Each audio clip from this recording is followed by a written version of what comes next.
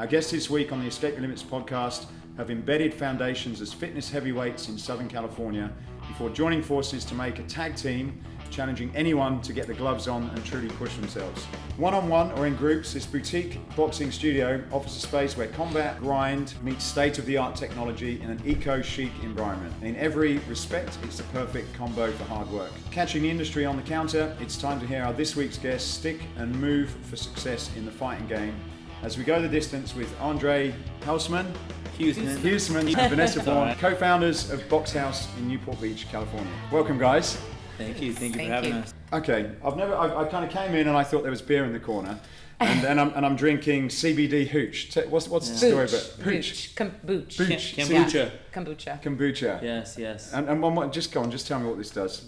It's a it's like a fermented SCOBY that kind of it's like good probiotics for your tummy. Yeah, antibiotics, probiotics, good live enzymes in there. It's good for your body. Yeah. It's one of those things that's just really in right now. Yeah. And so most studios offer which we do Bottled. offer kind of a cold brew coffee and hot coffee. We wanted to do something a little bit different, and Newport Beach, Orange County area is primarily like kind of a green kind of a county, so everything's about like healthy and fitness. Yeah. So we wanted to align with what we're doing here. So. Yeah. And what's the CBD part? What does that mean? So CBD is basically, which is also it's also green actually. Yeah. So it's part of the marijuana plant. Okay. THC and CBD are the two components that make up a marijuana leaf. Right. CBD is all the healing properties. Of that weed. are not like The stuff that doesn't get you high, right? Oh, okay. So I'm not going to go into this interview. No. It's not going to show up on any drug test or anything like that. It's just that's another class. So there's health benefits. Yeah. Of course, yeah. Right, Absolutely. okay. And it helps with inflammation, pain management. Like it kind of does a lot of that stuff too. So Right. Okay. CBD's, they put it in oils now and body lotions and like rubs and stuff for fitness, for swollen stuff. There's all kinds of stuff now for it. So. Yeah. Right. And do people take that before or after workout? Normally. Primarily after. Yeah, but sometimes before, if you have like inflammation, like it's nice to it's just like you would put on any kind of inflammation rub. Okay. I have to try that then. Yeah. Absolutely. So tell us a little bit about your backgrounds. How did you get to this place? What's your story? Yeah, go ahead. Let's talk about that. Yeah. I started in health and fitness about 10 years ago. I moved here from LA. Decided to open a Legree studio, which is like a form of Pilates. It has a Megaformer machine instead of a traditional Pilates machine. And we opened across the street actually about 10 years ago. And then I sold that business. Originally the idea was to open a studio with a different component. And I looked into like boxing and bar and a couple different things. And so when I did look into boxing, that was like kind of at the top of my list. I started to like meet with a few different people. My husband told me, "Oh, you need to meet this guy, Andre. He's like all the hype in Orange County. Everybody loves him and this and that." And and he was like, and besides that, and he's like, besides that, like you guys, I think you guys will really get along. Like I think you really like him. And I'm like, okay. And he did introduce me to his coach also, who's an awesome coach in town as well. He like put me in touch with a few different people, and so I met with Andre, and it was just like clicked. Like we not only is he also Ecuadorian, I'm also Ecuadorian. Oh, okay. we're half Ecuadorian each, so we were like, what? Yeah. And so when we met, we sat down, and he had like the same drive, the same passion, the same excitement. Like when I told him about the idea and the vision, and he was just like, he just added to it and made it possible to come to life. And he's the boxing behind Boxhaus is what I always say, because I feel like I provided the house and he provided the boxing. So. Yeah. And did you come into the industry as a Pilates instructor? Yeah. Right. I came into it. Originally, yoga was my thing. I've been doing yoga for like 20 years, so I'm kind of yoga at heart originally. And Pilates became very instructional, and it created a lot of like good body alignment for me, and became like a primary focus in my my training, I would say. And it's definitely the hardest workout you'll ever do. Next to boxing. Yeah, no, he could say that. They're tough. Both of them are pretty tough. So. Yeah. And I was surprised just to jump in there, but I had my heart rate and my zone on there, and I was watching it, and I didn't expect it to get as high. I was at sort of 90% of my heart rate, which was quite surprising. yeah? I've never done that kind of workout, but it does. You never get your done heart- boxing before? Well, I've done it, but not in Not that in sort that of kind type of format. yeah. And I was very surprised. I was sort of extremely high heart rate. Normally I have to run quite a bit to get there. Yeah. So We've had a few people say that in class. They've come out like wearing their monitors or their, oh my gosh, I burned like 1,200 calories or something, like I was like, what? Yeah. So it's fun to see that. Like you get what you get out of it, what you put in. Yeah. So. Sure. So Andre, what's your background then? I started about 12 years ago. I started at just a normal traditional gym, and I also started boxing kind of simultaneously. Boxing just because I wanted to do something different. I just got done playing college football, and so I wanted something that was high impact and kind of gritty and grimy. I just didn't know what I was going to do quite yet. I took a boxing class. I literally fell in love, and I was like, I want to fight. I want to do this. I want to train. I want to go all in. So I ended up fighting amateur for quite some time. And then I started integrating boxing with my traditional strength training. As I was learning, I was teaching some of my clients basic stuff. And as it got more advanced and started fighting, obviously I added more value to my clients. And then so I used to work for a big franchise company, boxing company. And then I decided to leave and start my own personal training business. So I built a pretty large book of business over 5 years working for myself. Where were you doing that? In people's homes, were you? No, I actually did it locally here in Costa Mesa, Newport area. Right. And so I grew from like a pretty cool clientele to like I ended up training a lot of Orange County house moms and top executives and CEOs and entrepreneurs in Newport Beach. And athletes. And a lot of athletes. And it compounded for me, which was super crazy. And so I was able to build an incredible book of business at one point. And then fast forward, I linked up with Vanessa and we sat down, like she said, we clicked right from the get-go. And then we came up with this concept, this idea, and we started putting our ideas together, like yes, no. And then before you knew it... a year flew by. Yeah, it flew by and then it didn't fly by. There was some months where it freaking dragged on, right? And then some other months were like, all right, this is happening pretty quick. But I was able to merge my current business here. Right. And so when we put that together, along with my following, Vanessa's following, you got over 20 years in the game right here, especially in this area. I mean, we pretty much went viral our first month here. Really? First 2 months. It was pretty incredible. Yeah. It's been incredible.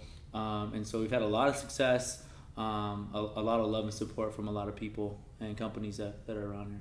So do you think that was a big component of you being able to get the business going straight away, that you had an existing following? Was that? I think for both Vanessa and I, absolutely. I mean, if I came in, if I was just a boxing guy with zero following, we probably would have struggled a little bit. Yeah. If Vanessa would have came in here without the experience that she had, we probably would have struggled a little bit, Right. So, but we were able to merge both of our minds and most importantly our businesses together, and people were really excited about that. The great part about when we started collaborating, more people were learning that I was working with Vanessa or vice versa. It was just always positive things. Like, oh my God, I love Vanessa. Oh my God, she's amazing. Oh my God. Like we knew people like in different areas that never met or like heard about each other, and then they were like, oh, I know Andre, or I know Vanessa. Yeah, exactly. And so that just solidified our partnership and relationship. So. Yeah. And when in terms of the vision, then what did you put down? Because there's multiple components to this. One of the big things that hits me is the visual and branding. Was that always part of what you wanted, or how did that part emerge? Well, originally, so before the idea behind the concept before I met Andre was to actually open like a second modality with my Pilates studio. And so when I first met him, it was like, come be a partner at my Pilates studio. We'll open a boxing side element thing. She was trying to do some Pilates and boxing in the back. I was like, wait, so people are going to walk in, they're going to be like, oh, I want to do Pilates. Oh, by the way, we got like boxing 4 bags in the back. I was like, I don't want no part of that crap. I want nothing to do with it. Call the other guy. and so after I started, the vision started like sinking in with me. I was like, they're going to walk into like this lobby that's just going to have a front desk, and then there's going to be 2 rooms. Like I was like, two separate rooms. One's going to be Pilates, nobody's gonna know what it is. Like it's just forget it. Like, and I had the Pilates studio across the street. It wasn't broken. Don't try to fix it. Like leave it where it is. I just wanted to grow it and add more equipment. Yeah, right. So I was like, forget it. It's doing good. Leave it alone. And then I started thinking of the vision. We actually took a trip to New York to look at like a couple other like up and coming. I said if we do go boxing then I'm all studios. in on it. Yeah. And so the idea was like, well, you know what? They should walk in the doors and they should see like really dope ring and like really cool merchandise and like, just like wow when they walk in and like not even know, and then get another wow when they get into the room, because then that room's going to look like amazing too. So that was, so then we kind of started putting it together ourselves and like sending each other like, just images online. We created Pinterest boards and, things like that. And we did do that for with that. Yeah. Did you, so are you guys the design brains behind it, or did you get an architect or a designer? It was our vision. It's I our mean, vision. At the end of the day, like this is what we wanted. Yeah, like we Nobody picked said pretty this is much what you're like doing, everything. We picked everything up. They provided a platform for us to look at stuff and say yes and no to a lot of different things. We had a said a lot of designer yeses, friend we said that a lot of helped us. no's. We went back and forth with some stuff. But Vanessa's really stylish herself, and I like to think I'm not bad either. So no, but we put that together. We know what we like. We know what people. We know what people want.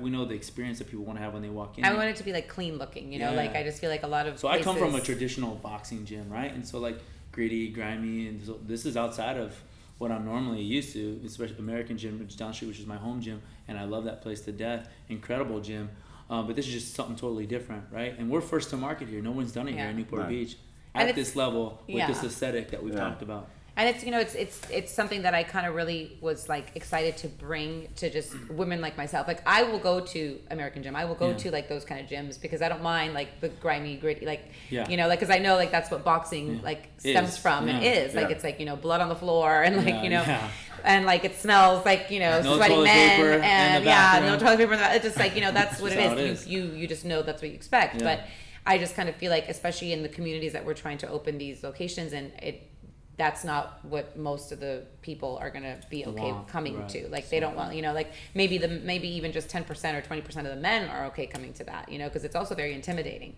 So for a woman, it's even more intimidating, to walk into a place like that. And especially when you have the group fitness classes all in an open space where you have the guys wrestling over there and punching each other over there, and then you have people like trying to do like a group class on a bag over here. Everything's like wide open. Like the whole point of that room is to kind of make it intimate, almost like a spin studio, like where it's like intimate, there's dim lights, you kind of feel like you're in your own world. Right. I kind of like that feeling that comes from a spin studio, like no, you feel like you're just there sometimes by yourself, even though you have 50 people, Right. So it's kind of that nice feeling of like you can be by yourself, but Zone out. this so that was the idea, and also having it separate, but also having it super clean and like eye pleasing. As you see it here. Yeah. And did you work from? Did you kind of have a vision of in terms of your target customer or audience, and then work back and say, what does he or she want? Was that you did? Yeah. We go back and forth we both do private training, and I think we both know what our clients want, right? And then her owning a studio across the way, it's the same demographic. You're talking,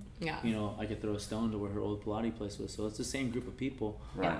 And we're in an area here that it's just an elevated area, you know what I mean? The average income is like $150,000 a month, right. Or sorry, a year. Yeah, no, a month. Jesus Christ, we charge more. Probably some of the houses around here is on. Yeah, for sure. But at the end of the day, like you're gonna get what you put into it, and we wanted to put. I mean, we spared no expense on this place. Yeah. I mean, everything in here is custom light fixtures. We did this brick by brick. We didn't do sheets of brick. So somebody was like laying it brick by brick. This is a custom built ring. These come in size 18 to 22 foot. We had to do 14. So I mean, everything here is super custom. Right. So let's talk about money, because it is we love money. beautiful. It's beautiful, and I guess being trainers with a dream, and then putting this together. How do you bridge that gap from wanting to kind of custom size the ring and really, as you say, build it brick by brick, amazing sound system? How do you balance sort of just going totally extravagant to having some sort of business argument plan with behind it? Well, so obviously with the Pilates studios, I opened 3 locations, so I had some experience with like build out and like dealing with contractors, and prior to that I was actually in real estate, so I did development sales, so I love construction. Right. Actually, I really love construction. Even though I hate it at the time, because I just kind of feel like sometimes I want to shake them. Yeah, and they're just the worst when it comes to delays. Yeah. But I do love the whole idea of like putting together like an idea and seeing it come to life. So, and I do know that things could get expensive. So we obviously, when we put our budget together, we did go a little over budget because I've never built a boxing studio, right? So I've only built Pilates studios, and at the time, like I was like, it's going to cost us blank. And then I was like, oh, well, yeah, no, we need to add this and we need to add that. And because again, I didn't really ever build a studio that needed so much, like more so like merchandise and gloves and the sound. Yeah, the soundproofing was a whole nother like. That's a whole nother associated. Yeah. I remember we have a styling partner. He came in and he was like, I think it was like the first month, and he saw frames going. He's like, oh, well, he's used to like Pilates and yoga, and he came in here. He's like, oh, this is more in depth than I thought. I didn't think we were doing it like this, and so. Yeah, it just requires a lot more just because the experience is a little bit different. I should have listened to my husband. He has spin studios. And so he was like, you need to soundproof that room. And I was like, no, we'll be fine. We'll be fine. And I totally like blew him off. Yeah. And then afterwards, I was like, you were right. Yeah. So we basically essentially needed to do almost what they do, what spin studios do, which is like double walls and, extra insulation and these like special clips that cost like $2 a clip, and you need like thousands of them in the walls. So like it's like basically has like a floating wall. Oh, right. To absorb the sound. So we had to do that. That was a delay and a cost that we could have never anticipated. Luckily for us, we have our silent partner investor, Joe Pham, who's the CEO of QSC. Right. He's helped. He saw the vision. He saw the idea. He sees our passion, and he just himself too, which is cool. He came and trained with me a few times prior to us linking up, and we did a New York trip like we talked about. All of us with him, so and everyone can kind of feel the experience of what we're looking for, and then we just made it our own. But I mean, the cost is the cost. We didn't really spare too much expense. Like if it had to get done, it had to get done. Bottom line. Yeah. So I mean, we did the soundproofing. We didn't have to. We did it because it made sense, and it's we got neighbors too. We want to be. Yeah, we want to be here for a while. So so we wanted to make sure and have happy neighbors. Yeah. And did that affect your sort of how the time it took you to get into profit and start getting the return back? Did that have a Yes. Yeah. Yes, it did. It definitely, but at the same time, we surpassed our projections as far as sales. Right. So we hit our goals before we opened. We originally said we wanted to sell 100 memberships before we opened. We sold 120 or 30, I think. Something like that. Right. We said we were going to hit X in gross amount. We did 4 times as much almost. So it's crazy. Yeah. Oh, well, that I guess. So that helps. Yeah. But helps. it's still. No. What have you learned from that experience then, in terms of going in and saying, right, this is our vision, and then with the things that you came up with, The extra what costs. you take away Well, from so that? now so obviously we're our plans are to expand, so we're obviously putting together like a real figure of what that's going to cost, and now we at least have we can wrap our heads around the idea of what it's going to cost to open 2 or 3 more in the next 18 months or so, and that's our plan. So when you were together, you had this idea. Did you already have an investor that said, look, if you guys do something, I'll back you, or did you have to go and look for someone to finance your idea? Between Vanessa and I, we had I know for a fact I had a bunch of people that just wanted to give me money just to do something. Yeah, when they started hearing that we were working together, like everybody's like, oh, I'll give you money, I'll give you money. Let me how much. But we were like, no, we were okay. We have our guy, So, and we wanted somebody that was, it's one thing to get money and then they just leave and they don't say anything, but Joe's very hands-on. He's in this space, he understands it, and so I know for me, I definitely wanted somebody who's in this space, that understands it, who gets training, who gets the fitness industry, who has an appreciation for it, and not just someone that's going to throw money at us. At the end of the day, we want help. Yeah. So that's what we wanted, and so Joe's been incredible on every level. So. Yeah, he's just he's kind of like our consultant. We don't have to pay for, but we do, I guess. Do. Yeah. We do. Oh, we do. But he's pretty awesome. But now, shoot, we've talked about franchising and stuff, and you want to talk about money, people are literally throwing money at us left and right about, hey, I want the next one, or I want to buy in. We've had calls like coming in like I'm Crazy. like, oh, how did this person get our number? And they're like, oh, I saw you guys on social media, like somebody from New York. Like we had a person, like a realtor in LA, a realtor in San Diego, like reach out to us. Like we've started like kind of putting out some feelers with some friends of ours that that are in the real estate business, but we've had random calls from different people just like saying, oh, so I heard you guys are opening more locations. I want to be your person in San Diego, or I want to be this. And so it's crazy. So it's a lot to think about, but we just want to make the right move, so we're gonna just take our time and make sure we select the right people and make the right choices as to where we're gonna go next. And it sounds like it's all been plain sailing, but I know it hasn't. What were some of the things that didn't go as planned? But when you had these ideas, what didn't materialize as you wanted to? Obviously construction, but I think that's with anybody, right? I mean, that's building a home, that's building a business, that's whatever. They always say double it. Double the time they say it's going to take, and that's essentially what I really think happened. the biggest surprise, because I had never built out, I'd just been a part of building a boxing gym or studio. Boxing, people who own boxing gloves or boxing bags or merchandise, it's like old school, right? And so like you're not dealing with like a corporate office when you call a boxing group of people and say, hey, I need bags. You're dealing with the guy and his son who owns a place. It's like, okay, cool, this might work out. Problem is they just take forever. People just lag in this business, especially in boxing, because again, it's very archaic, it's old school. And they also get it from Pakistan. Yeah, it's like it just takes forever to get a lot of our stuff. Replies take forever. Nothing ever comes on time, and so that's one of the things that just sucks about this. I feel like every other industry is like on it, but I feel like boxing is just old school. They need to catch up a little, but there a few of them are like there's it's kind of. Especially because like boxing is kind of taking off in this like boutique fitness style industry, and I feel like they're sensing that. So the manufacturers and people are trying to really like set themselves apart by like providing like good customer service and like on time and giving you like exact dates as to when things are coming. It's been hard to get that down. We ran out of like wraps like 4 times.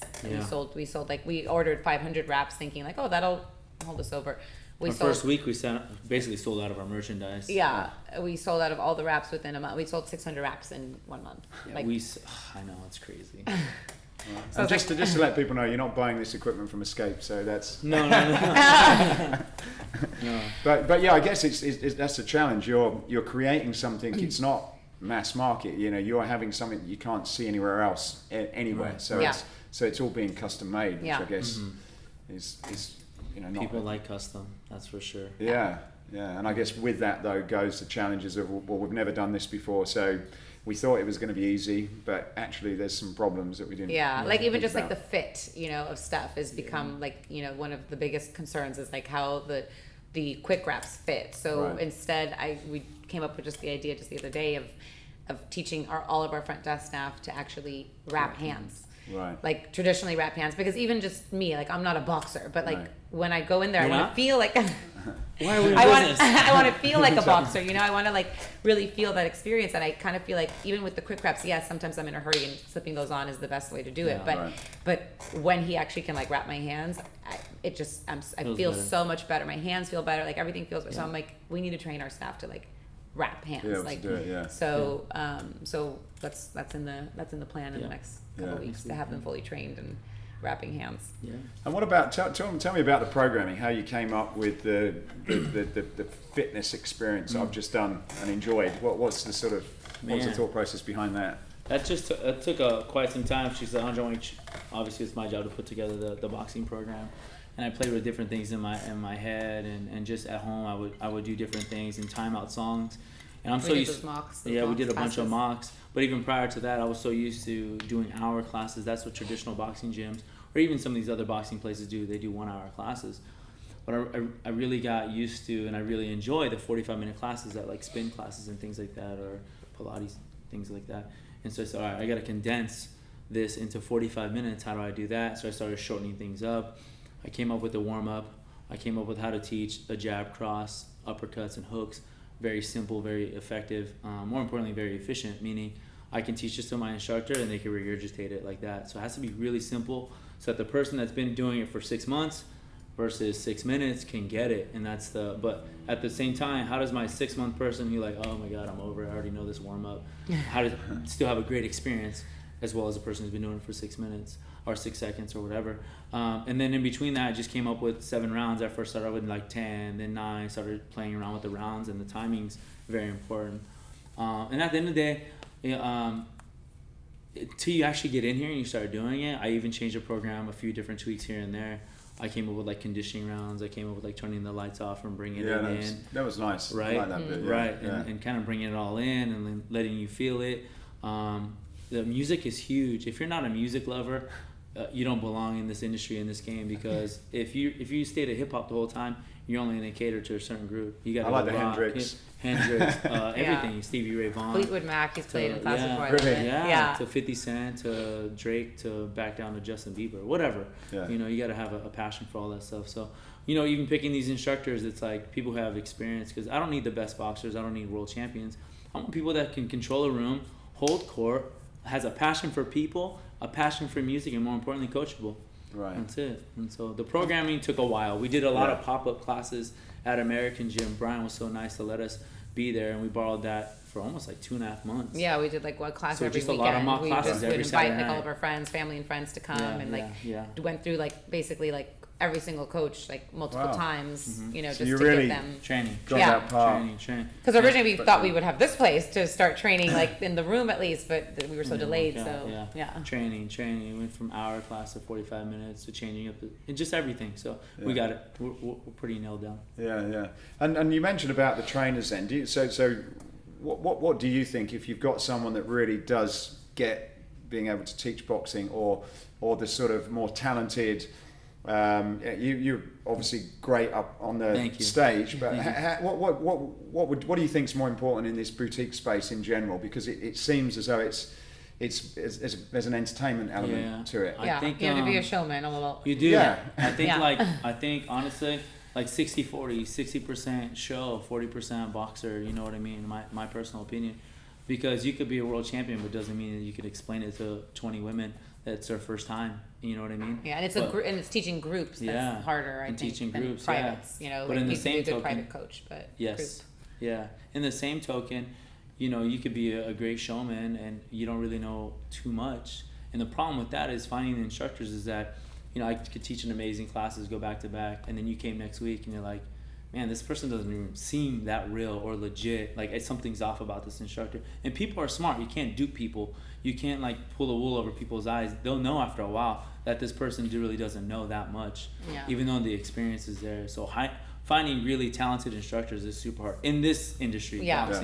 Boxing's so hard, because I can find fitness guys that are awesome, amazing. They build great businesses. Because it's easy. Like awesome. I feel not easy, but it's a lot. I think because fitness has become so mainstream. There's so many fitness coaches and trainers out there that do a bunch of different modalities. You know, like one of my old instructors taught spin and taught Pilates and taught yoga. Yeah. And he was really good at all of them, actually. Yeah. Like he enjoyed all of them, but I don't know how good he would be maybe at boxing, you know, because he's not a boxer. Like I feel like you have to have some fundamental skills, some real boxing skills, some previous history with boxing to be able to teach boxing. Otherwise you look silly. Like I've taken boxing classes when we were running around just kind of checking out of the studios. That was the one thing I said. I was like, I went to a boxing class the other day and it was like taught by like a girl like me. Like she was like, and 1, and 2. And I was like, I can't, like that, we cannot have that. Like, you know, like we cannot, do it again. We cannot have that. I'm like, there's no way, like, exactly. That's See? like, no. Like that's a bad, awful experience.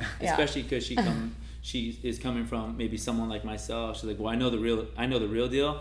And now I'm seeing something over here that's just not. So. And she was cute and totally fun and like, you know, would have been great for like, you know, like a Reebok step class or something, but or yoga or something, you know, but it just it wasn't fitting the bill with the boxing thing. So we really definitely, and that was all him, because I was like, you need to find like real boxers that like can teach, you know. And I was like so nervous at first, and that's why we started doing those mock classes. And I was so nervous. She's getting on my nerves, man. Like, dude, get off me, bro. I got this. I'm like, are you sure? Because he was sending me pictures of some of the guys he had. I'm like, these look like supermodels. They're not. Are they real boxers? Like, are you sure? Yeah. And they are. They are. Actually. There's a few of us out there.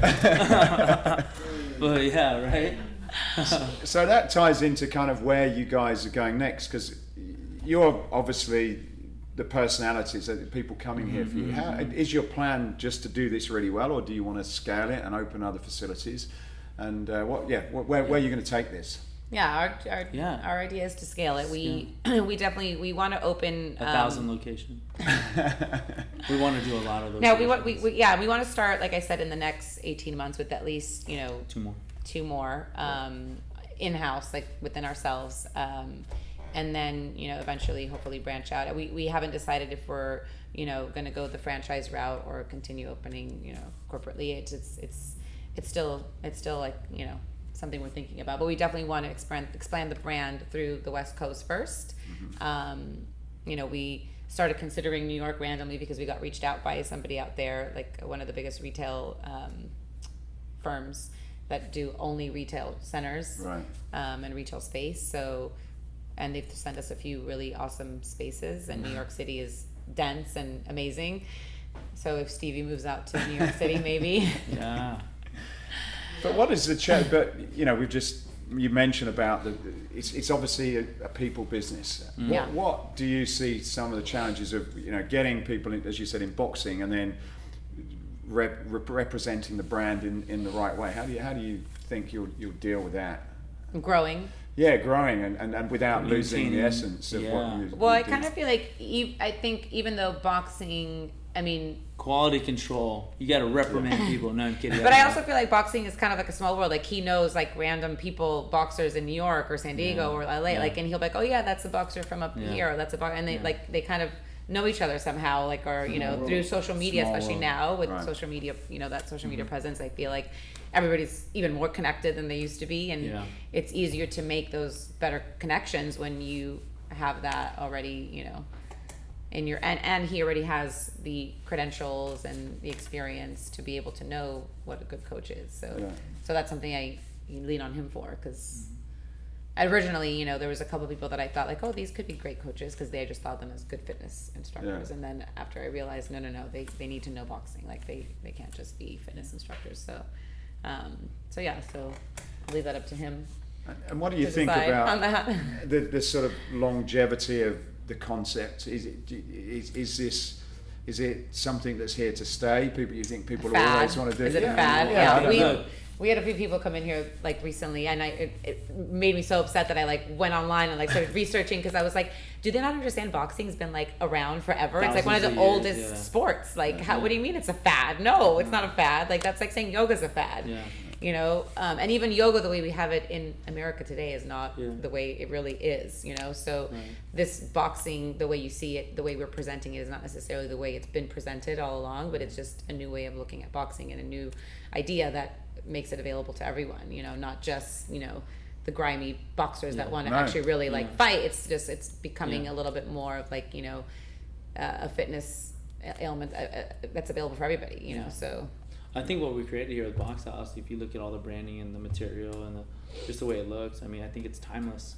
I think it's there's other boxing studios out there that I think are going to do well as well, but I think there's a timeless piece to Boxhaus. It's very classic. It's very contemporary. It has a chic look.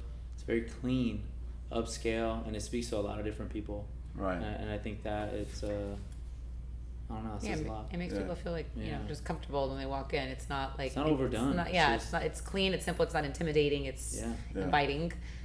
And how do you think your clients use this? Is it something that they do? Are they a member of a health club and then they come here once or twice a week, or is this all they do? What's your experience? I think it's a variety. I think I mean, I'm in there a lot, and I ask these people. A lot of them do spin, they do yoga, they do Pilates. I think boxing. Even a lot of the clients that I had over at American Gym, I think a lot of them really enjoyed boxing with me. But the reality was, it was like, I don't know. Either they just want to check in on Facebook or on Instagram, and be like, I box, you know. But because it's like kind of like a trendy thing right now, you know. I'm like, okay, cool. So I think this is just an added element in this area specific. A lot of people do whatever, Pilates, yoga, spin. Now boxing is just another element that they've added. And I tell people all the time, hey, don't make this your 5-6 day a week thing. If this isn't, for me, this is my life. So I love boxing. I never get tired of hitting the bag. But for most people, it could get tiresome. It could get kind of boring per se. So keep it 2 days a week, along with your spin, along with Pilates or yoga, things that else you're doing. So it's a great added element to whatever you're doing. Yeah. And then what about the branding? You have a nice retail setup over there. Is that an essential part of what you do? Is it just something you're passionate about? What's your thoughts on the whole clothing side of things? Like I said, we both like fashion. I know she does. I do too. I like wearing cool suits and nice clothes and stuff. And it's representing our brand. So why not have the people that are attending our classes and that love the space, you know? And people buy it. I mean, and we're not making stuff that's over the top. It's very classic. It's very clean, timeless. This is my active wear too. I can wear this with a pair of jeans at the same time. So we're not making anything that's super crazy. Okay. But It's very nice stuff. Yeah, we had a few different rounds of like iteration when it came to putting Boxhaus together, the logo and stuff, and we decided on that. Good. So just a couple of quick questions then before the end. So, so what would you say is the biggest threat facing where you guys are at the moment to your business? You know, is it more competition coming in the boxing space? Is it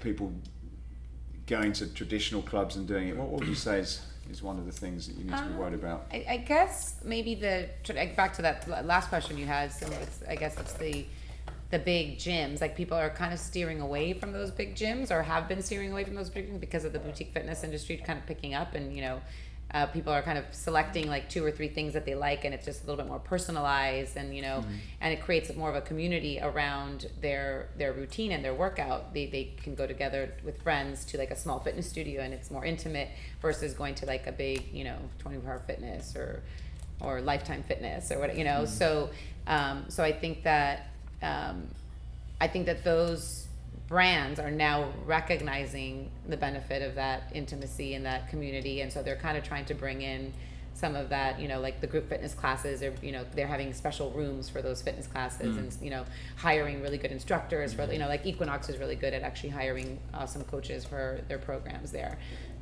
So I think there's room for everybody. Like I don't really feel like I like competition. Yeah, competition is good. And as long as everybody's like on the road to health and wellness, that's the goal. I think when everybody that gets into this business, that should be the goal, is just to get more people into their bodies and being healthy and aware.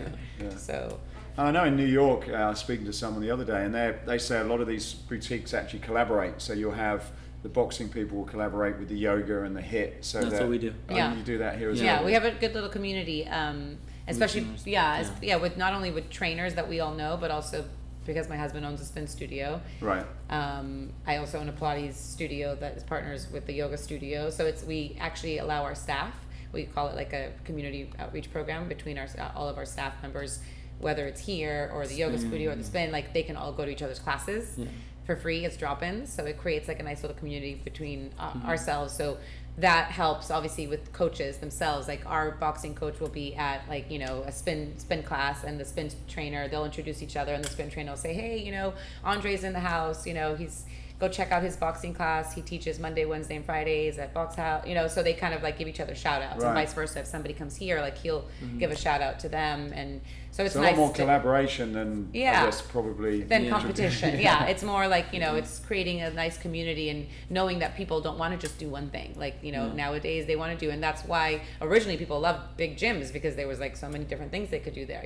But I think now it's creating like communities based around these fun boutique studios that you can kind of bounce around to and have a different experience so you don't get bored. How do you keep up to date with what your consumer trends, what people want? We talked about earlier the choice of a kombucha, and where do you go to sort of yourselves personally to sort of keep up with what you should be doing?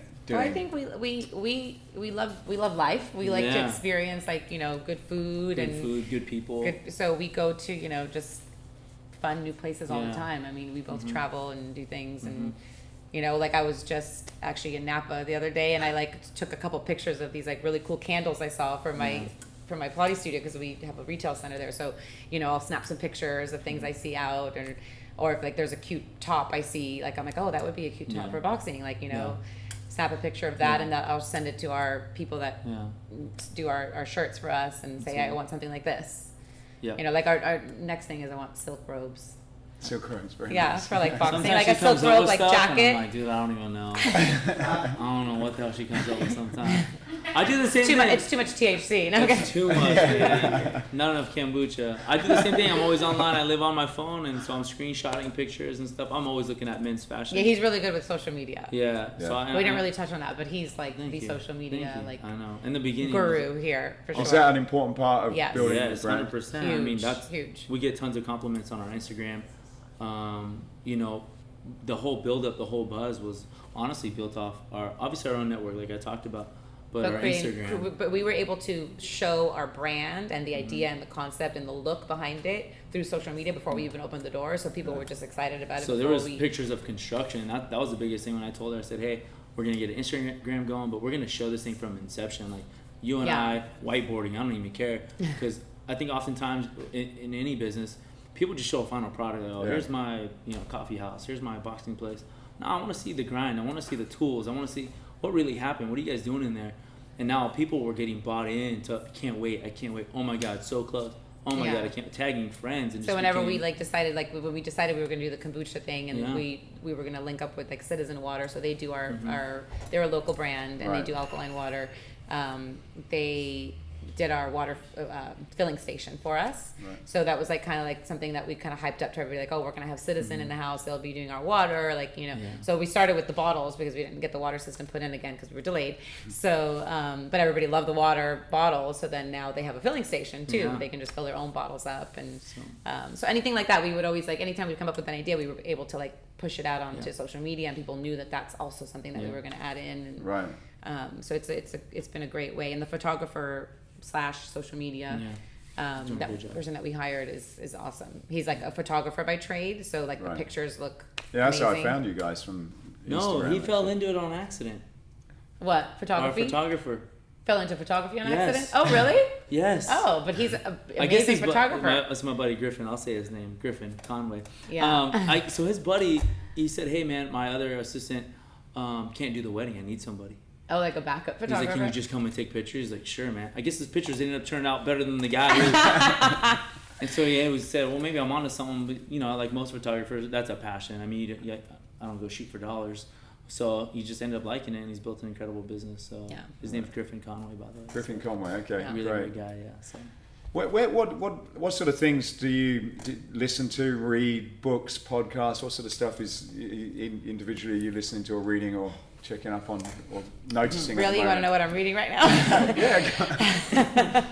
I'm reading, I just finished reading a potty training book. Oh, okay. It's for me. She's helping me with my potty training.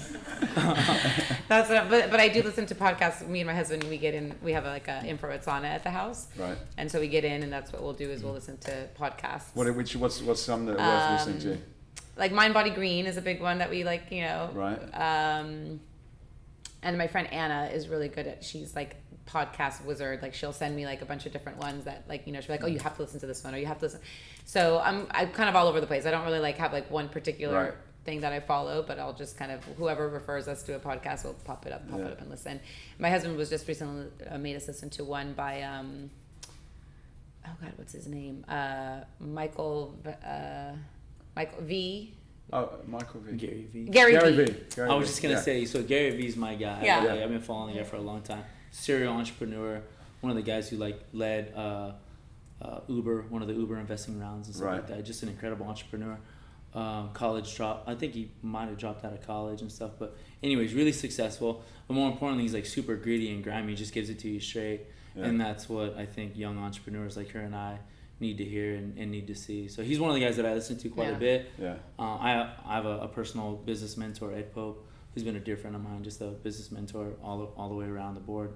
So between him and Gary V and my wife too, she's an incredible mentor. She's an MFT. She's a therapist, and she's someone that I lean to when I have questions and stuff about myself. So she's perfect and she doesn't charge me, which is great. Yeah, that's right.